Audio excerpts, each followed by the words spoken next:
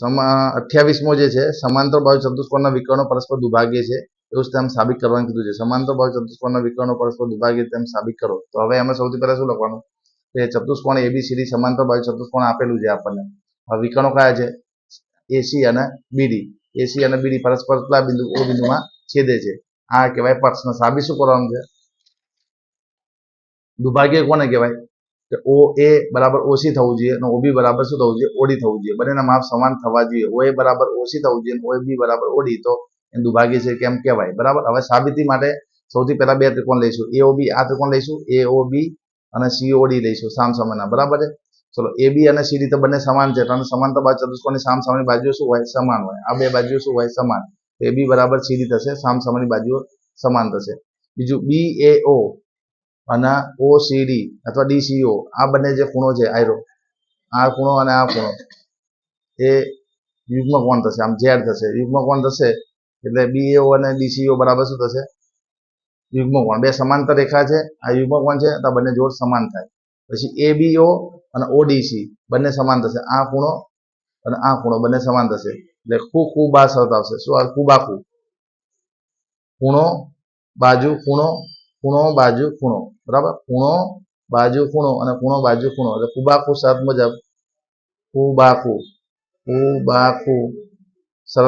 ખૂબાખુ શરત મુજબ બંને ત્રિકોણો એઓબી અને સીઓડી બંને શું થશે? એકરૂપ થઈ જશે. હવે સીપીસીટી મુજબ શું લખાય? ઓએ બરાબર શું થશે? ઓસી કહેવાશે અને ઓબી બરાબર શું કહેવાશે? ઓડી કહેવાશે. તો ઓએ બરાબર ઓસી અને ઓબી બરાબર ઓડી એટલે એસી અને એડી પરસ્પર ઓ બિંદુમાં દુભાગ્ય છે. બરાબર. આ સાબિત કરવા માટે આ બે ત્રિકોણ જ લેવાના છે.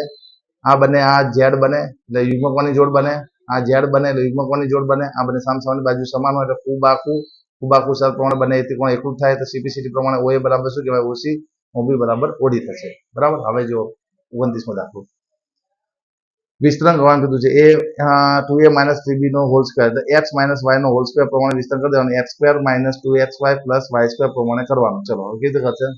તો આનું સૂત્ર શું યાદ રાખવાનું? સૂત્ર જે છે x - y નો વર્ગ બરાબર શું લખાય? x² - 2xy + y² પ્રમાણે થાય. તો આને x સમજો અને y સમજો. તો x નો વર્ગ 2xy અને y² એટલે a બરાબર શું છે? f છે. બરાબર. એટલે 4a² 3 દુ 6 દુ 12 ab અને 9 3b નો વર્ગ એટલે 9b² થશે. બરાબર. હવે કિંમત શોધો. 104 અને 96 નો ગુણાકાર લેવાનો છે. કિંમત શોધો 104 અને 96 નો. તો 100 + 4 અને 100 - 4. 104 ના બે ભાગ પડે, 100 + 4 અને 100 - 4. 100 નો વર્ગ ઓછા 4 નો વર્ગ. 100 નો વર્ગ એટલે શું થાય? 10,000 અને 4 નો વર્ગ થાય 16. 9,984. બરાબર. બે દાખલા ખાલી વિસ્તરણના આધારે પ્રમાણે કિંમત શોધવાના. 30મો દાખલો જોઈએ. નીચેના પ્રશ્નોનો જવાબ આપો. ચક્રીય ચતુષ્કોણમાં CAB બરાબર 30 હોય, ACB બરાબર 65 હોય તો ABC શોધો. ચક્રીય ચતુષ્કોણ કોને કહેવાય? વર્તુળ દોરી દેવાનું. વર્તુળ પર A B C D 4 બિંદુઓ દર્શાવી દેવાના. A B C અને D દર્શાવી દેવાનું. હવે બીજું આપણને શું આપ્યું છે? BAC આપણને 30 આપેલા છે. બરાબર. અને BCA આપણને કેટલા આપે છે? 65 આપે છે. ACB 65 અને 30 અને 65. આપણે આ ખૂણો મેળવવાનો કીધો છે. તો ABC CAB ACB બરાબર 180. ચલો ABC નું માપ આપ્યું નથી. આનું માપ 30 આપેલું છે, આનું માપ 65 આપેલું છે. 30 અને 65 સરવાળો 95 થાય. 180 માંથી 95 જાય એટલે કેટલા આવશે? 85. તો ABC બરાબર શું આવશે? 85. હવે બીજો પ્રશ્ન જોઈએ આપણે. એમાં શું લખ્યું? જીવા AB એ કેન્દ્ર O આગળ 90 નો ખૂણો આંતરે છે. બરાબર. તો AOB નો પ્રકાર જણાવો. બરાબર. તો આપણે વર્તુળ દોર્યું, આ જીવા AB દોરી અને આ બે જીવાઓ બે ત્રિજ્યાઓ વચ્ચેનો ખૂણો શું છે? કાટખૂણો છે એવું દર્શાવેલું છે 90. આ બંને ત્રિજ્યા એક જ વર્તુળની બંને ત્રિજ્યા શું હોય? સમાન હોય. તો એક ખૂણો 90 છે અને બે બાજુ સમાન છે એટલે આને શું કહેવાય? OA બરાબર OB છે, એક ખૂણો 90 છે એટલે આને શું કહેવાય? સમદ્વિ બાજુ કાટકોણ ત્રિકોણ છે તેમ કહેવાય. બરાબર છે. ચલો હવે 31મો જોઈએ. ત્રિકોણ ABC માં AB અને AC ના મધ્યબિંદુ P અને Q હોય તો PQ બરાબર 5 હોય તો BC બરાબર શોધો. હવે ત્રિકોણ ABC માં AB અને BC ના મધ્યબિંદુ P અને Q છે. તો PQ નું માપ જે છે BC કરતા શું હોય? અડધા માપનું હોય. એ પ્રમેય છે તો મધ્યબિંદુ પ્રમેય કહેવાય. મધ્યબિંદુ પ્રમેય મુજબ આ PQ નું માપ જે છે BC થી શું થાય? અડધું થાય. PQ બરાબર 1/2 BC. PQ નું માપ 5 છે. 5 દુ 10 તો BC બરાબર શું થશે? 10 સેમી થશે. બરાબર. બીજું આપણને આપેલું છે સમાંતર બાજુ ચતુષ્કોણમાં AB બરાબર 8 સેમી છે, BC બરાબર 5 સેમી હોય તો ABCD ની પરિમિતિ શોધો. ચલો ચતુષ્કોણ ABCD દોરી દીધું.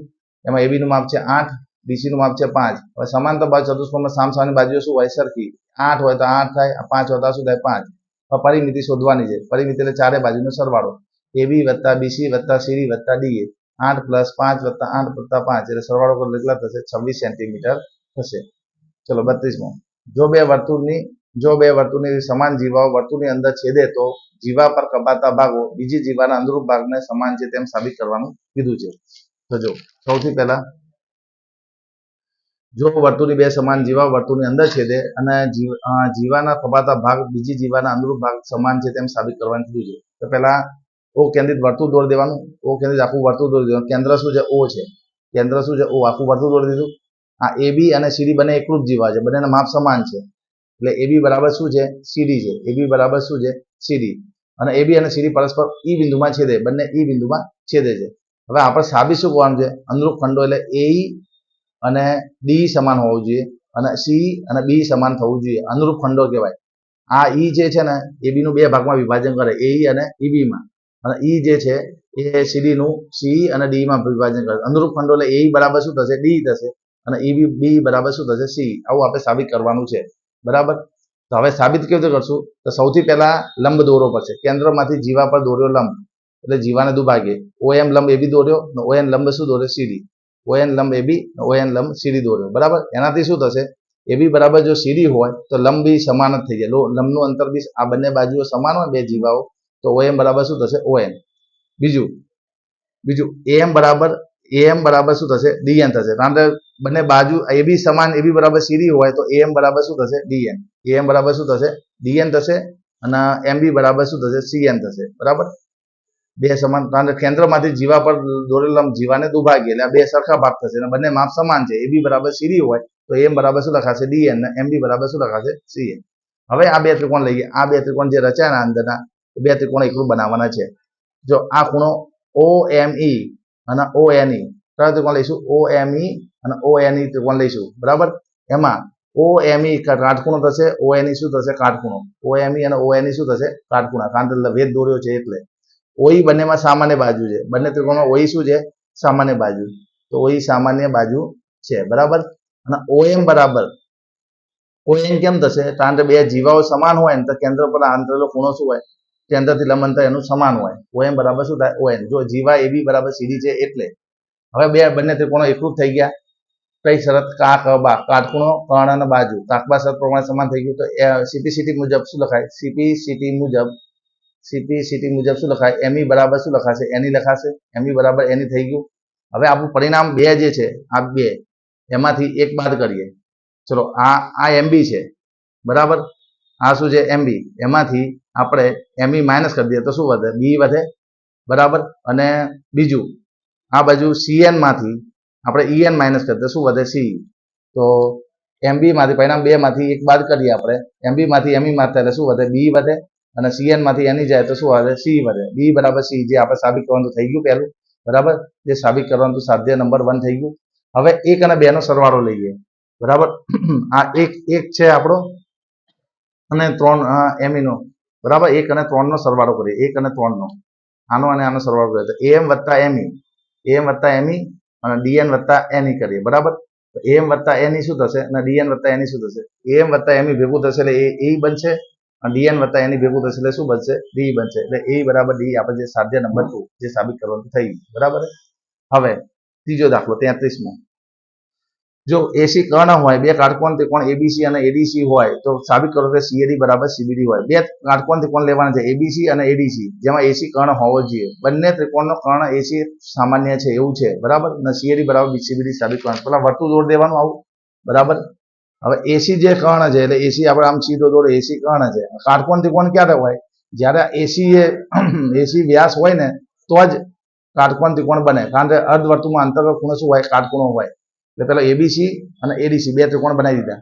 શું બનાવે? ABC અને ADC. ABC કાટખૂણ થશે અને અર્ધવર્તુળમાં કાટખૂણો હોય અંતર્ગત ખૂણો. બરાબર. હવે આપણે સાબિત શું કરવાનું છે? હા, CAD અને CBD સમાન બતાવવાના છે. ચલો ABC અને ADC બરાબર 90 થશે. કારણ કે એક જ અર્ધવર્તુળમાં અંતર્ગત ખૂણા શું હોય? કાટખૂણા હોય. બરાબર. AC એક વ્યાસ થશે. AC શું થશે? વ્યાસ થશે તો જ આ શક્ય બને. હવે ABCD એ એક જ વર્તુળના બિંદુઓ છે. ABCD બધા એક જ વર્તુળના શિરોબિંદુ છે, બરાબર. તો હવે સીડી જીવા લઈએ. સીડી જીવામાંથી CAD અને CBD એક જ વૃત્તખંડના ખૂણા થશે. CAD અને CBD શું થશે? એક જ વૃત્તખંડના ખૂણા થશે. એટલે બંને શું થશે? સમાન થશે. એક જ વૃત્તખંડના ખૂણા પ્રમેય મુજબ સમાન થાય એ આપણું સાધ્ય સાબિત થઈ ગયું. બાકીનું આપણે આવતા વિડીયોમાં જોઈશું.